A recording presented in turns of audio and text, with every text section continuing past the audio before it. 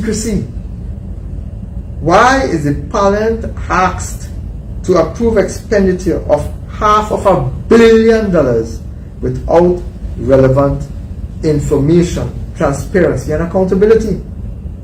Well, given the minister's refusal to answer in the Standing Finance Committee and in the Parliament, I have today a request for the minister, and I want to put it in the public domain, that we do not trust this minister. We do not trust the fact that they are hiding information, and it is only when the media or the opposition brings the information forward that the truth emerges. We believe that there is a conflict of interest, one of the multiple conflicts of interest that we have seen over the last few years by this government.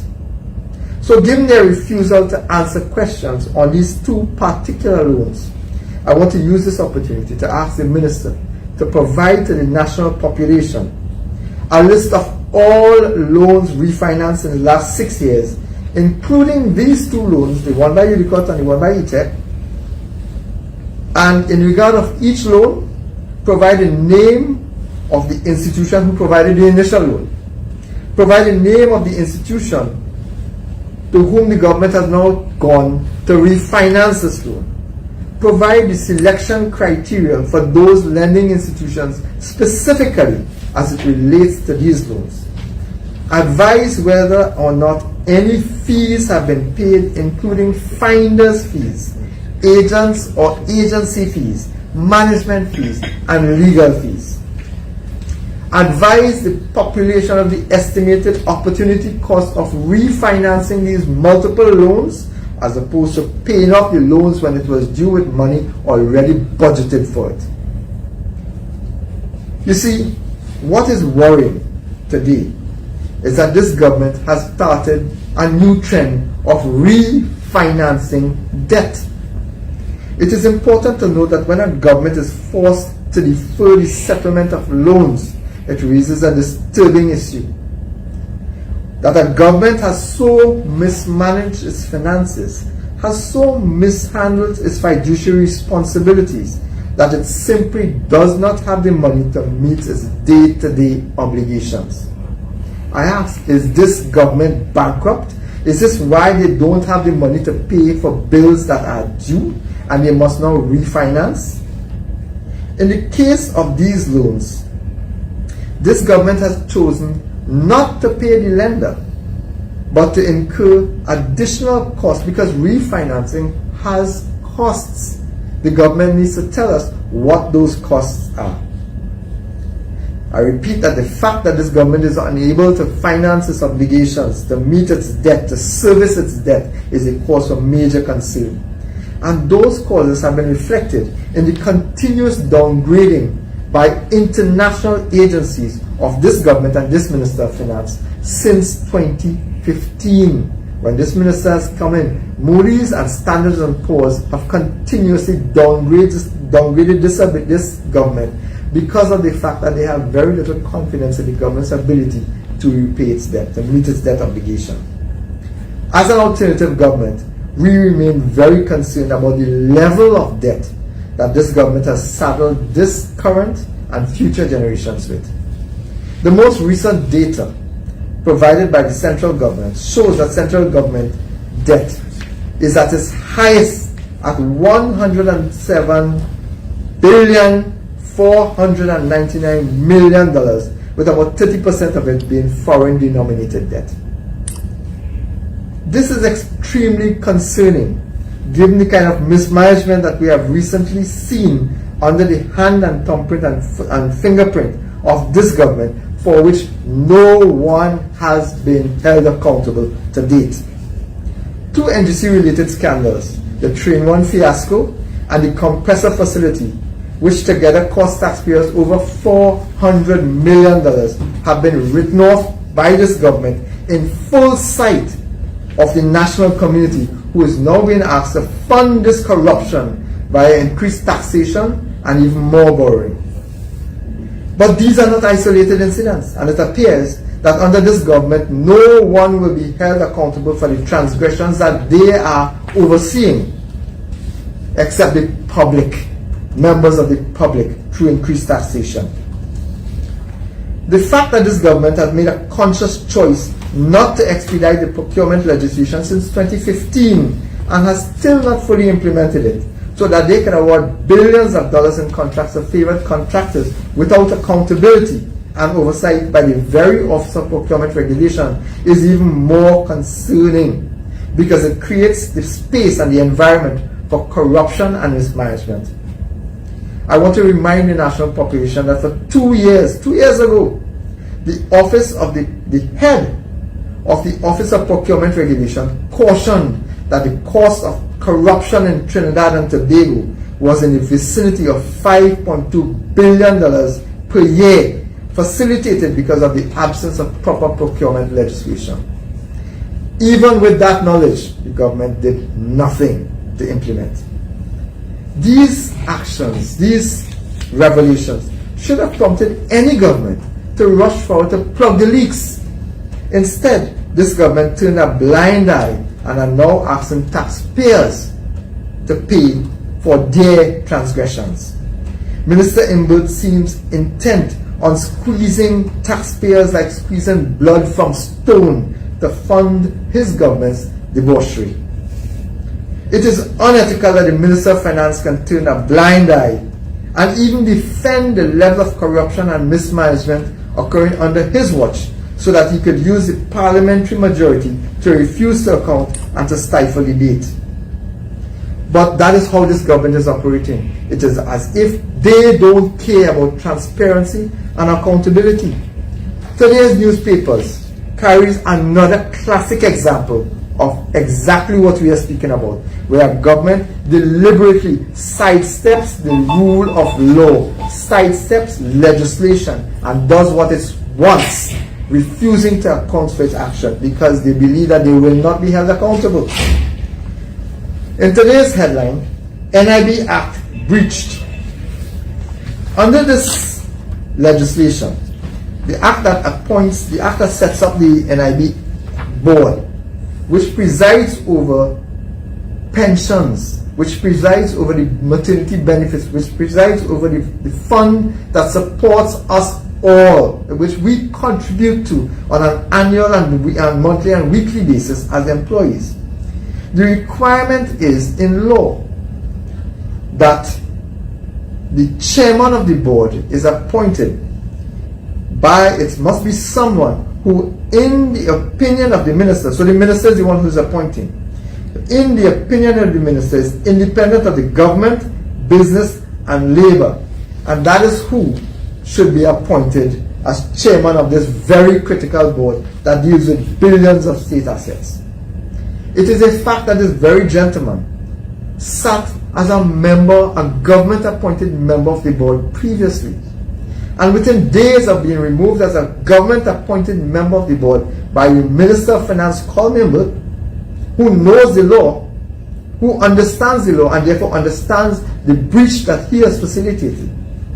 Within days, this gentleman has moved from being a government appointee, a government-appointed director, to being somebody who is, in the words of the legislation, independent, in the opinion of the minister, of influence, independent of the government, business, and labor. That is impractical. But this is how this government treats with accountability. They bypass everything. They ignore the requirement, even in law as we are seeing now. It is inhumane and unacceptable that this minister is allowed to continue this kinds of transgressions. It is unacceptable that Minister of Finance and other ministers continue these transgressions and spend our money without accounting for it. It is inhumane that the minister will then push forward with the imposition of the discriminatory property tax. Within the next few days, this tax will become due.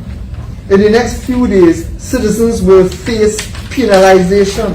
Citizens will face charges if they do not fill out their property tax forms.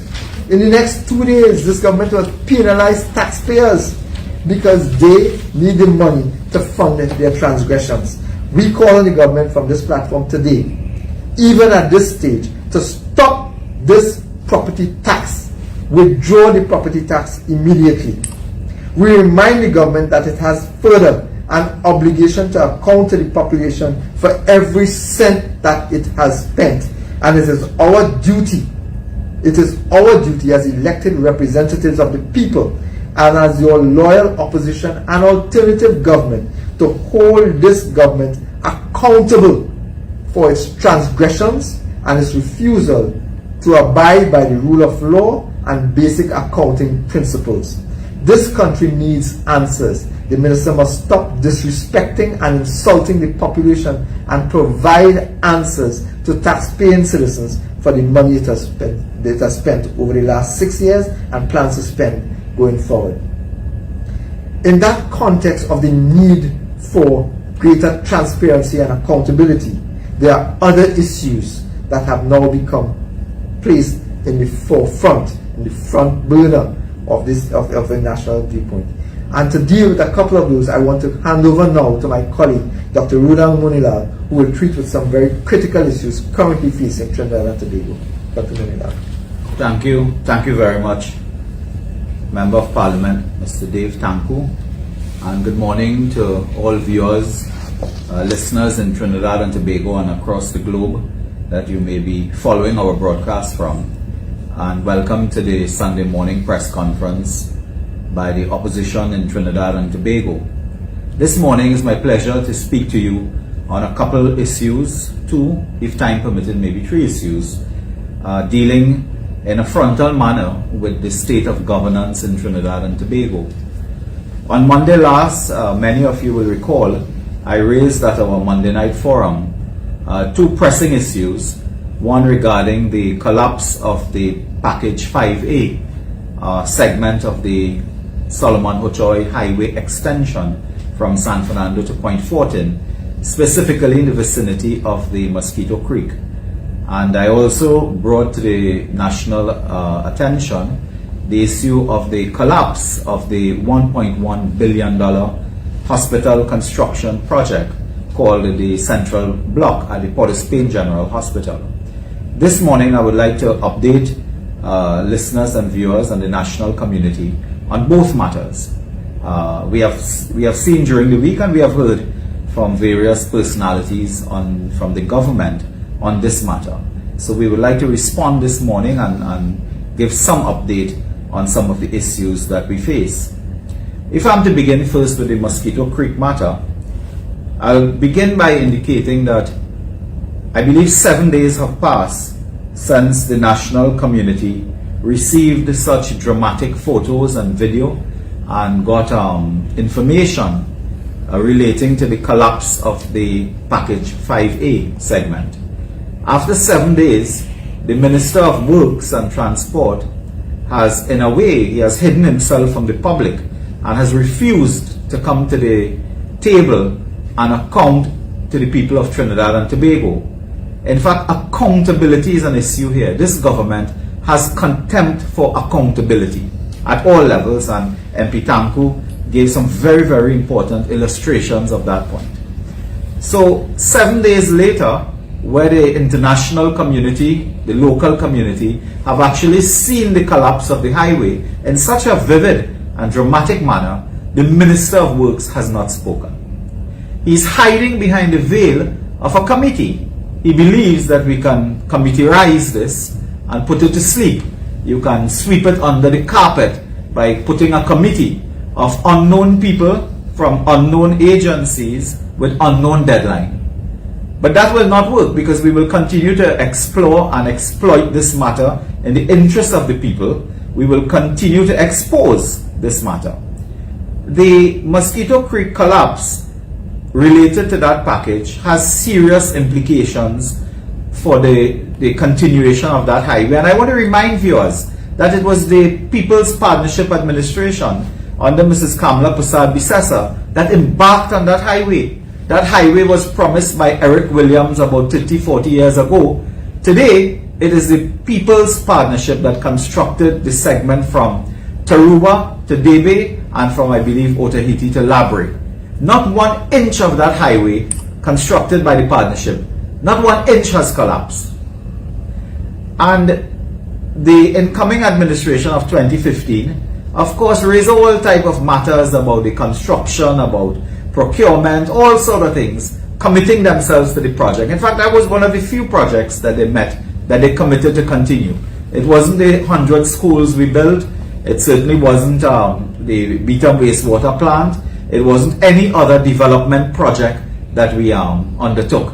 But they said they were going to continue that. And of course raise issues about costing, about procuring the contractor and so on.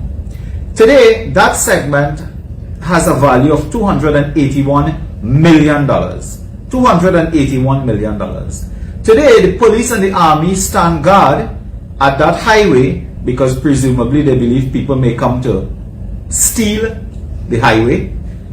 They are guarding there today while citizens are being shot and killed all over this country in the most gruesome, in the most cruel manner. Citizens are being killed in the most cruel and brutal manner, and yet the army and police guarding the mosquito crack. That is a cause for deep concern, brothers and sisters.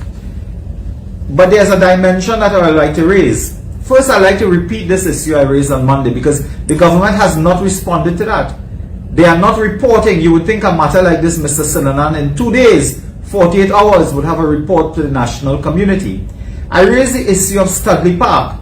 Why, for the minister to tell us, why did they instruct, why did they give an imperative to contractors to take materials out of Studley Park in Tobago for that highway when contractors were bringing materials from elsewhere? St. Lucia, for example, Dominican Republic, they were bringing the high quality, high standard materials for the highway when we were constructing.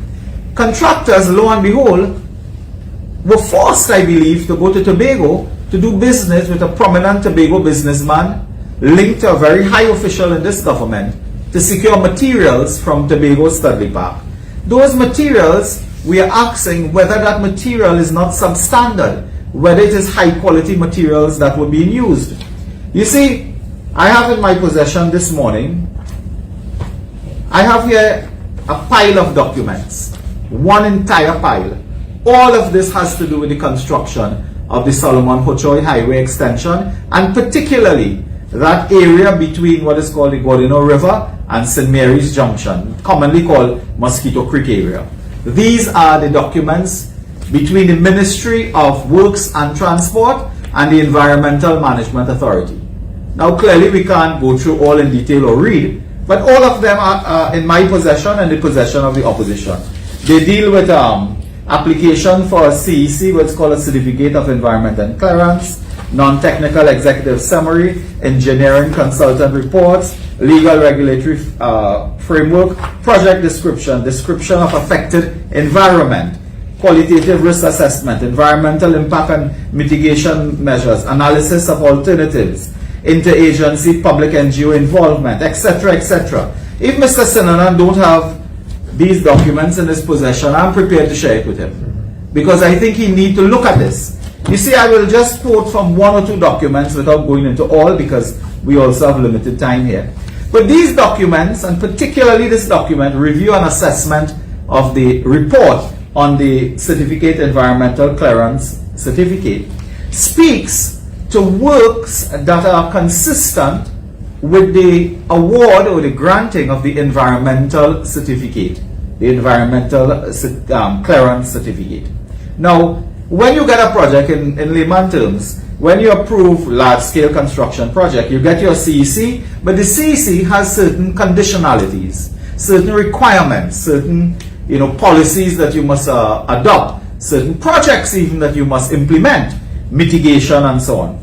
This report, I believe it is about 28 pages or so, speaks about works that should be taking place on that package 5A, where you will protect the mangrove, for example, where you have to implement engineering design for clearing of vegetation, for protecting the wetland areas of the Gordino swamp area. Because they speak here of an important point in that the mangrove need a certain engineering design, a certain project, certain works to ensure that it is regularly flushed by seawater. Because of course the scientists will tell us the seawater is important to go in the mangrove because it creates the organic materials and the scientific environment for the proliferation of fisheries, of sea life. So that you need to implement programs so that your mangrove don't die off, so to speak. We are asking today whether or not in the construction of that segment they abided by the policies, the recommendations, the directions of the CEC. Our information is that in the construction of that segment, Mr. Minister, NIDCO, the ministry, and indeed the contractors involved, ignored and or violated the CEC. And this is a very, very serious matter that deals with a potential environmental disaster. It deals with the sustainability of the marine life in that area that sustains livelihoods, that sustains jobs, economic activity, income generation. Because if you fail to put engineering designs and works in place to protect the mangrove, you're destroying the fisheries and so on and so forth.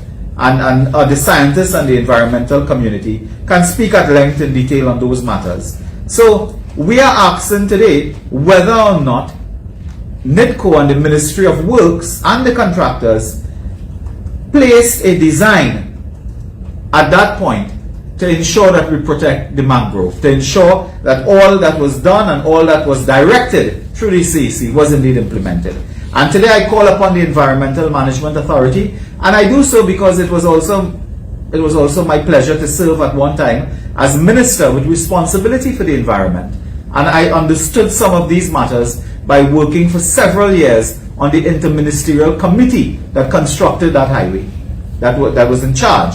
And this morning I'm calling on the EMA to immediately intervene, to terminate the works on that segment, package 5A, and if there are violations of the CEC, to take what is called enforcement action against the Ministry of Works and Transport, NIDCO, and contractors who are culpable for violating the very CEC of the Environmental Management Authority. And that, brothers and sisters, I put it to you, is a very, very important matter because, and let me say at the beginning that there are engineering solutions for most challenges of nature. Today when we look at our social media, there are governments and contractors in the world who are building highways around a mountain, who are building highways over the ocean. The state of Florida, I believe almost every highway runs through swampland. So there are engineering solutions to every challenge of nature. We were clear from the point of government when we were there, when the EMA was issuing directions to the contractor and the Ministry of Works, we were clear that you can't construct a highway there if you abide by certain conditionalities and put engineering design in place to protect our environment. So the issue is not that we are against highway. In fact, we build the highway.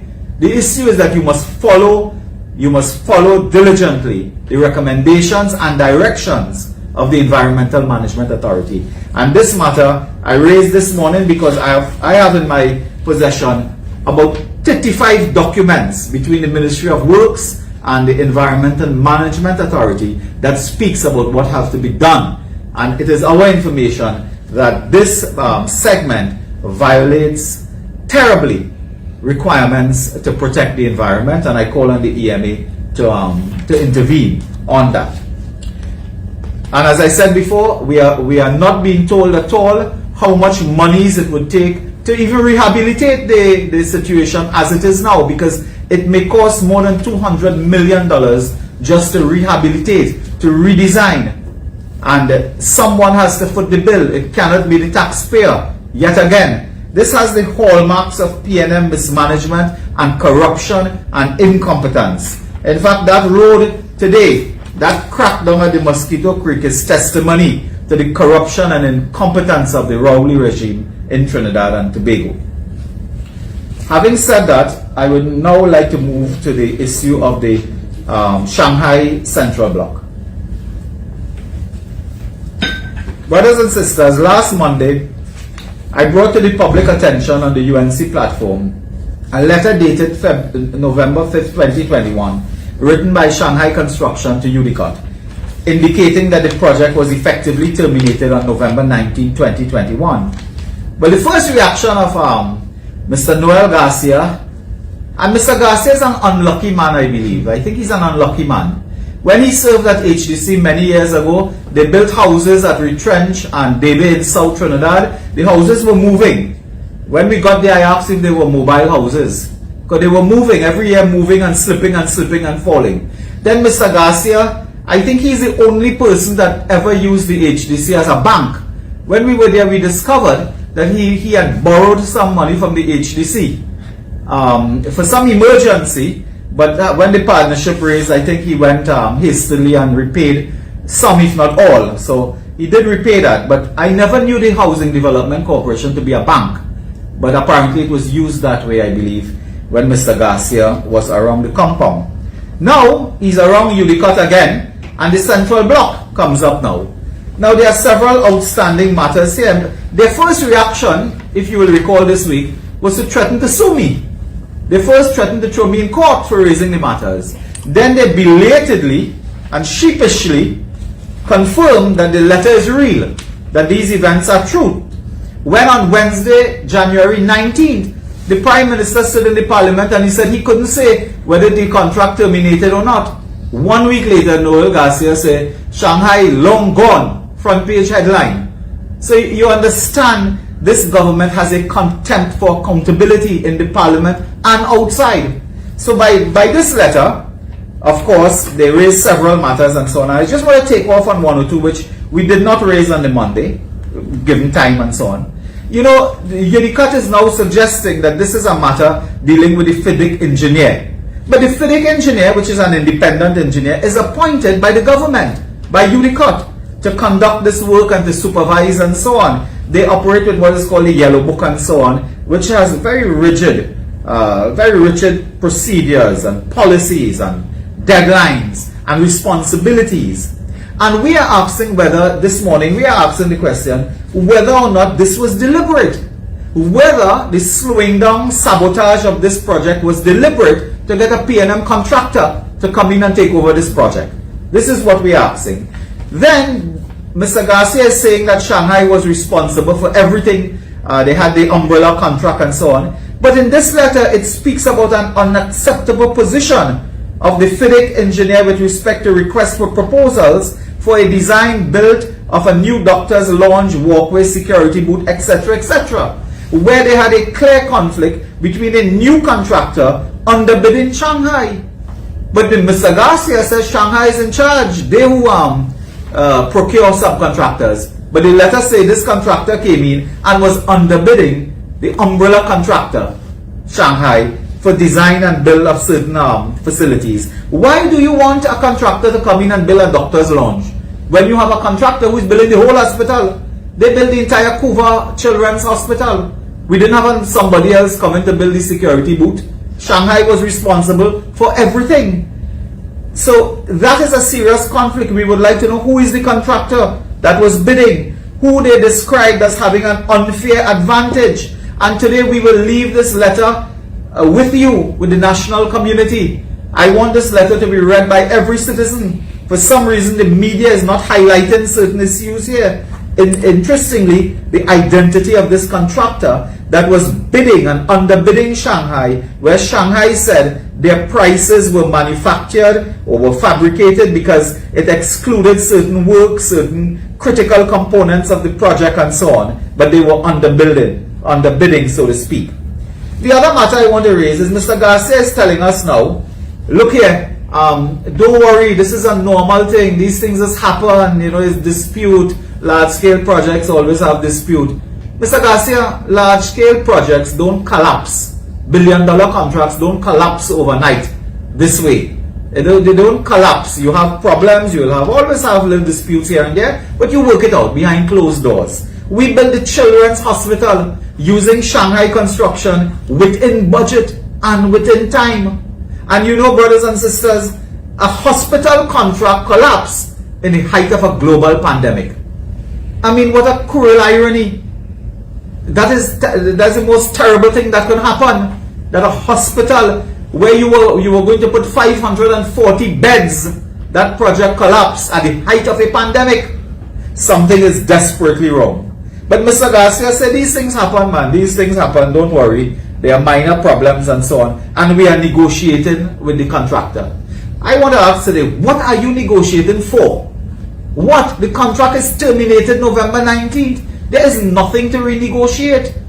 You have to satisfy now what is called the requirements of termination.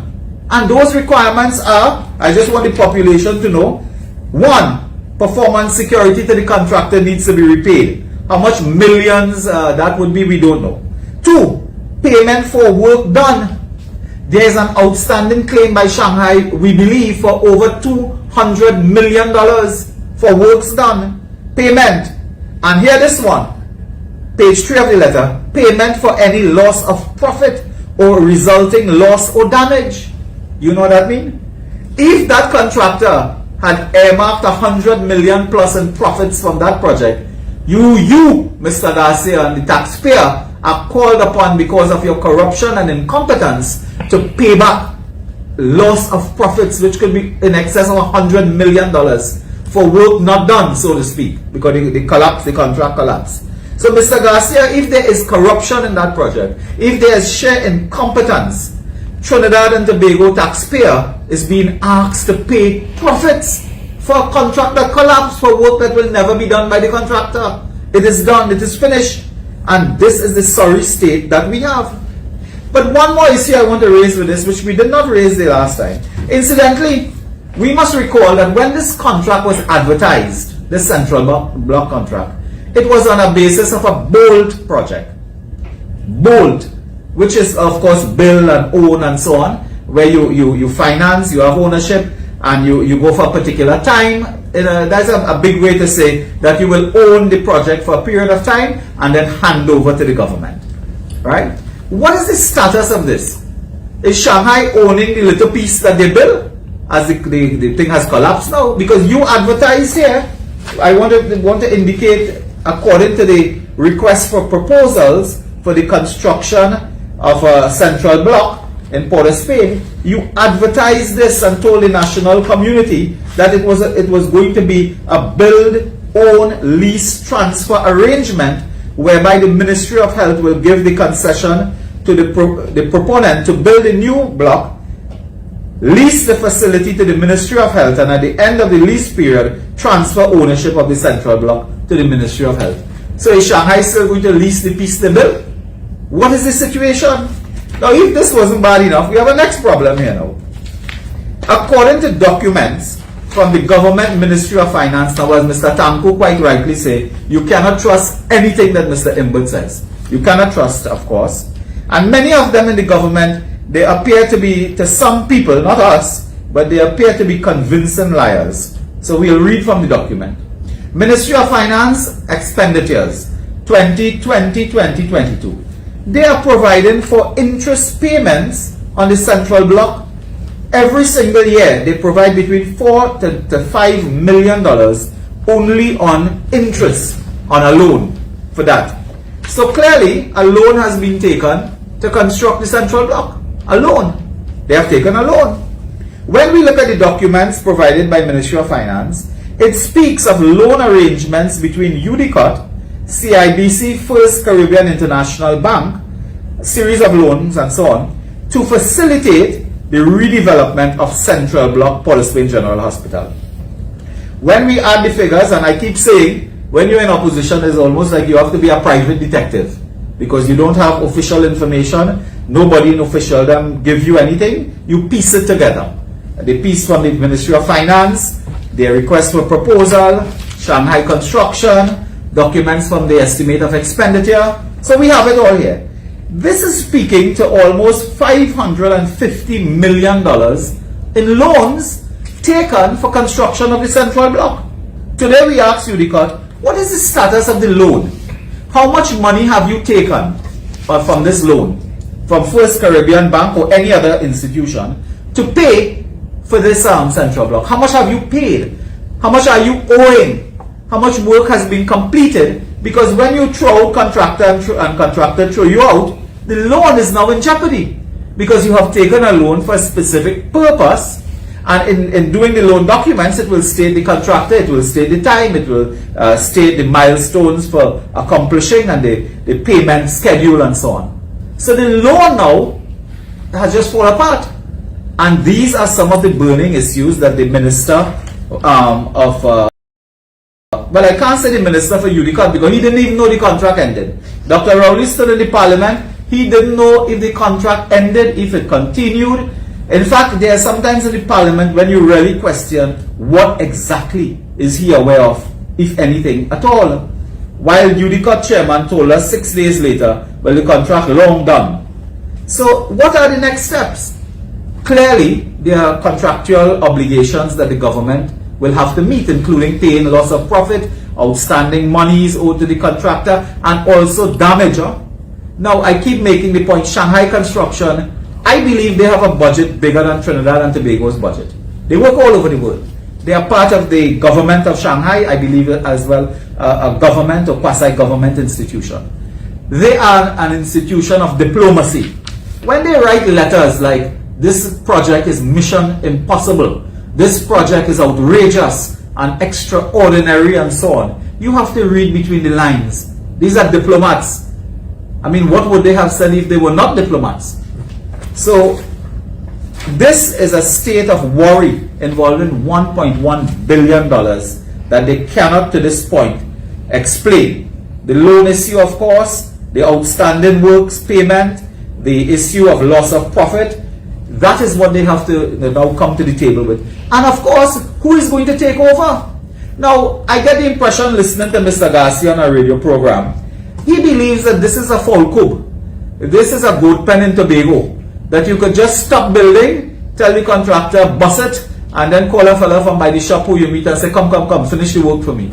It doesn't work like that. This is $1 billion construction project, and more than that, it's a hospital. It is a hospital where works have to be, of the highest stringent level and standards and quality standards, air standard for air circulation and the quality of of air circulation and so on, as we spoke about. A hospital is not really building a goat pen or falcub, as Mr. Garcia would let us believe. So these are serious matters that are pressing.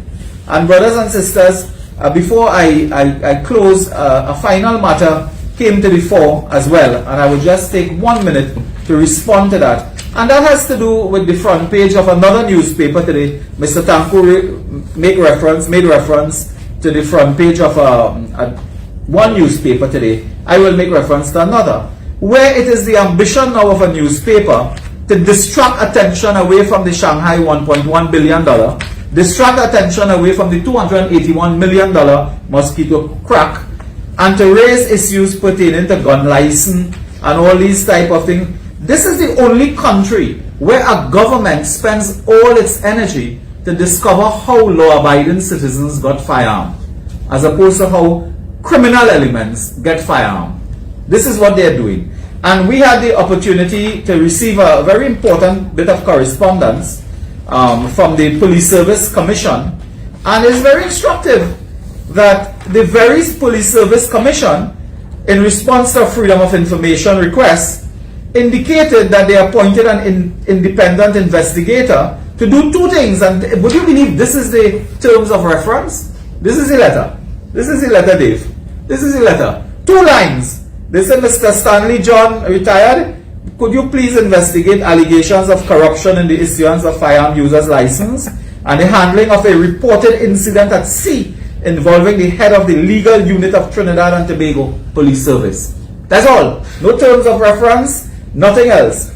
And they say, oh, investigate that because it may have something to do with the decision on selection and appointment of Commissioner of Police. Mr. Stanley John. Now, this is almost scandalous that a matter like that goes to a private citizen to investigate this on the guise that this may involve the selection and appointment. Mr. Stanley John told Mr. Gary Griffith in a letter 18 September that, listen, this thing has nothing to do with you, This is, I wish to confirm your cooperation with me and my request for you to provide information. And I assure you that I have not had sight of any of the reports referred to in your letter, meaning reports on the firearm, I wish to reiterate that my remit does not involve an investigation into your good self as commissioner or acting commissioner. The people say this thing might have to do with the acting commissioner and the selection of a commissioner. More importantly, I want to leave with one point. If the Police Service Commission, as an independent constitutional body, appointed Mr. Stanley John retired to do a report for them, how can Fitzgerald Hines indicate on a radio station that Mr. John gave the report to a group of politicians who constitute a cabinet subcommittee called the National Security Council? That is a serious, serious issue.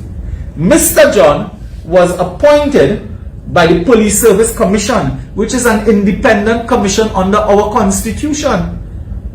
Whether rightly or wrongly, he did a study, a report, and Mr. Hines, the Minister of National Security, is saying, it is in the public record, that the politicians, ministers that constitute a subcommittee of cabinet received the report from Mr. John retired. Mr. John, please speak to me. I would just like to know on what basis the report was handed to politicians whose names were also allegedly in that report.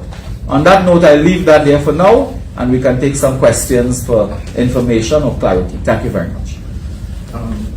We have one question for MP Tancoo.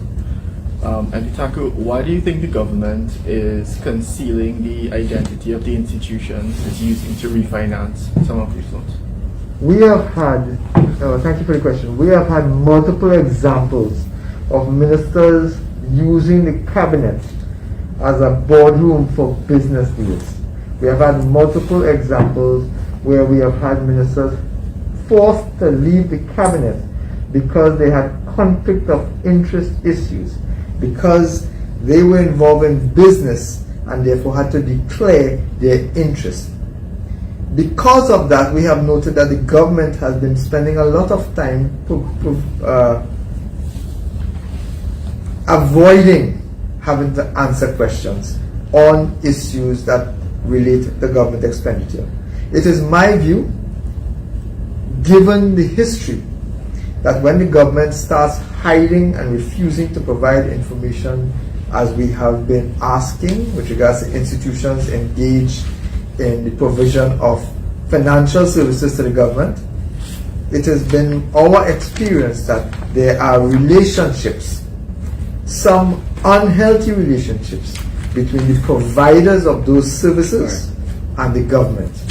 What we are asking now is for the government to provide the information in the public domain so that the public will be able to judge for themselves. And if there's nothing to hide, then there should be no reason for the government not to provide the information, as they have been refusing to provide. MP Moonilal, you said that you want the EMA to investigate the damage done at Mosquito Creek.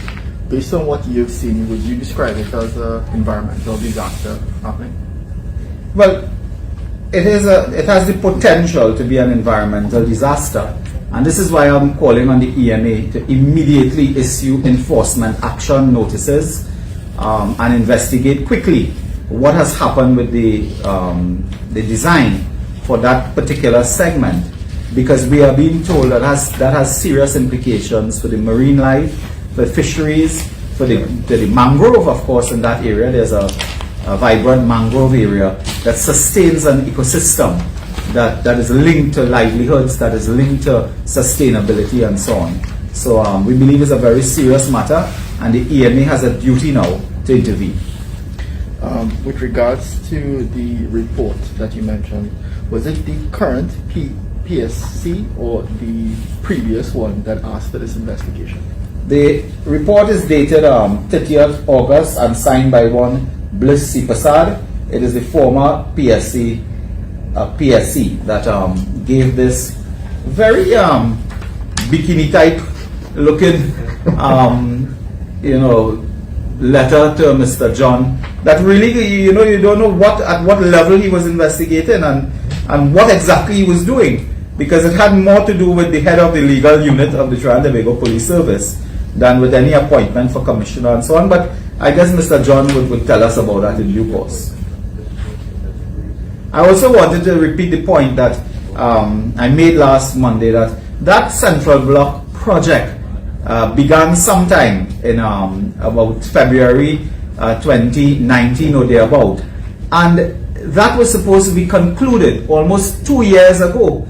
If it was 2 years ago, 2020, by 18, that project initially supposed to finish by mid-2020 or thereabout. Then they gave a completion for, I think, last year, mid-last year. But that project has been delayed by 2 years. That is the point I wish to make. The project, the Central Block, has been delayed by 2 long years in the height of a pandemic.